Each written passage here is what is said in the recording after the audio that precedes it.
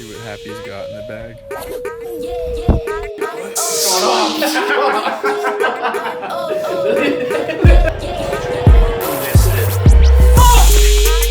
Oh, he buttered it up. Ooh. Oh, fuck it. Oh.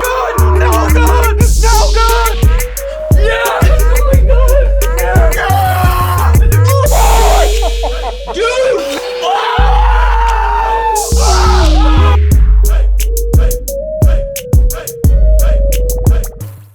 What's up, guys? Big Guy Bets back at it again with another video. I am here after a wonderful Wednesday.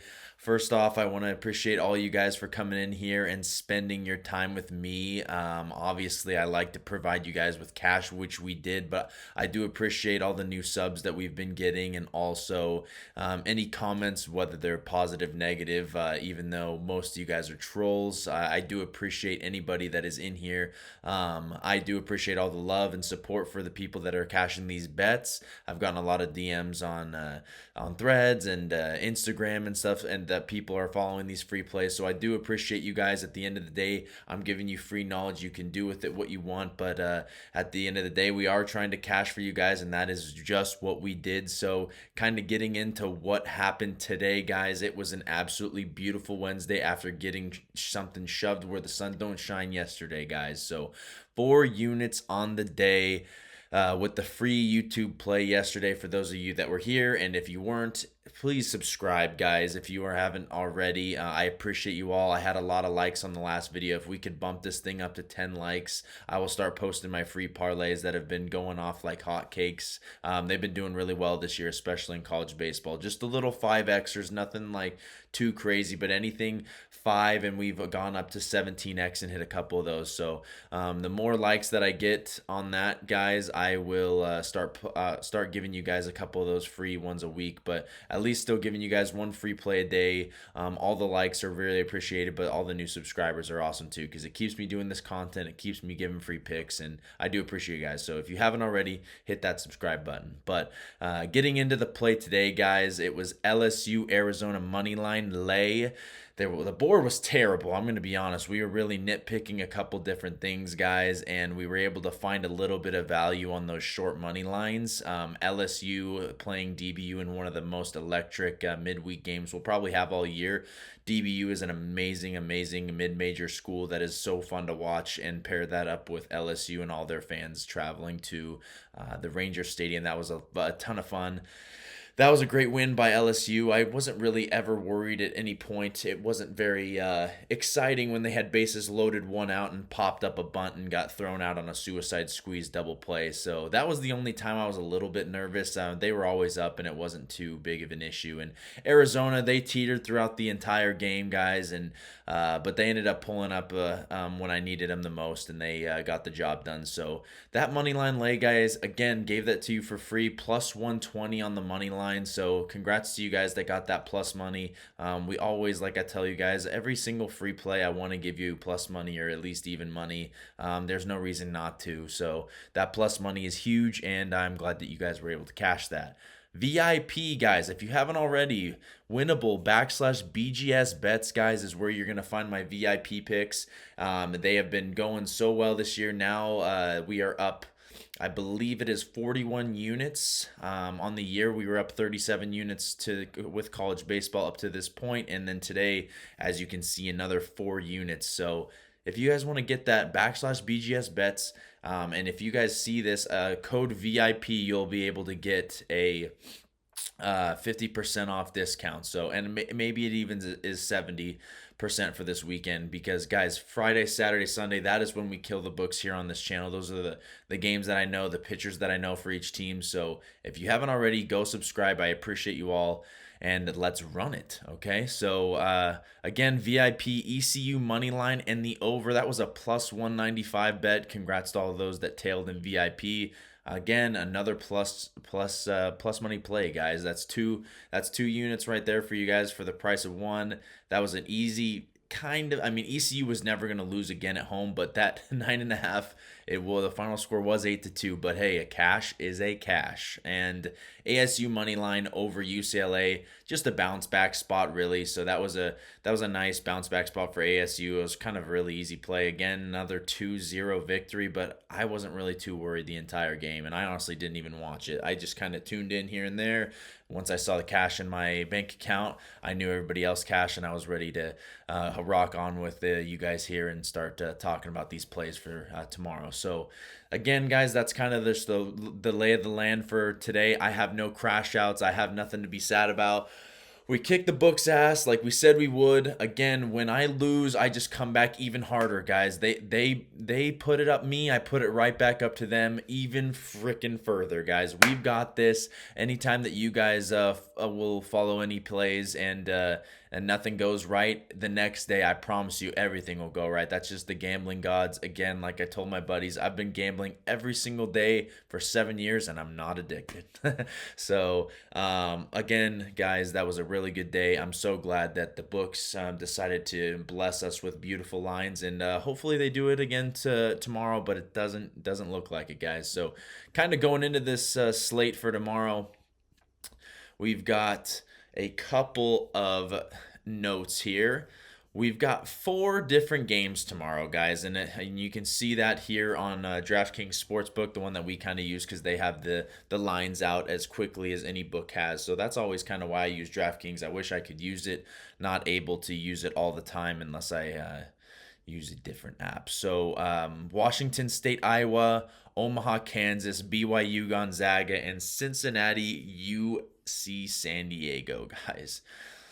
Woof. That's the first thought I had when I looked at this slate is woof. I mean, it is not a great slate. Not excited about it at all, guys. I'm going to be honest with you. But again, we have to go into the slate for you guys. I want to try to at least touch a little bit on each game, give you guys a little tidbit here and there without giving up too much. But again, there's not too much tomorrow, so VIP is going to be pretty slim with a Friday that is going to be for the ages, guys. You're going to want to get on my VIP for Friday because it is going to be more plays than you even know how to handle. So getting into it, Cincinnati, UC San Diego, that's probably where we're going to be looking at. So I'll kind of push that off to the side for now. Iowa, Washington State. Guys, Iowa is a terrible baseball team. They're not too impressive, but Washington State also has not won a game yet this year. I am not going to be the one to put money on them until they win. I want them to show me they can. I did, however, want to bet them in this particular game, but I couldn't get to the window with it because they are not starting their ace tomorrow, even though it is a 4-game set. So they are actually saving their ace for Friday, understandably so. Give him that 7 days of rest until his next start, but he is one of the premier JUCO transfers, and he's honestly, it was very impressive. I was able to see him against Arkansas when I love my Woo Pigs, but that first game in Fayetteville against the Razorbacks, he pitched very, very well in a game that maybe Washington State honestly could have won. 3-2 in extras is what Arkansas had to do to win that first game of the year. So he really impressed me in that game against a loaded Arkansas Razorbacks lineup. So just be prepared. Tomorrow, actually not tomorrow, but Friday, that'll be a really good look at spots because I believe Washington State probably loses this game to Iowa, and then I think they get their first win of the year on Friday. So you can bookmark this if you want, but that's what I'm feeling. They're going to be plus money in every game, but that would be the game I'd like to take them to win their first game of the year. But they are hungry. Omaha, Kansas, nothing to really say there. It was a minus 500 spread for a reason. I don't really like Omaha too much to be able to lay my money down on a random Thursday, so we're going to stay away there.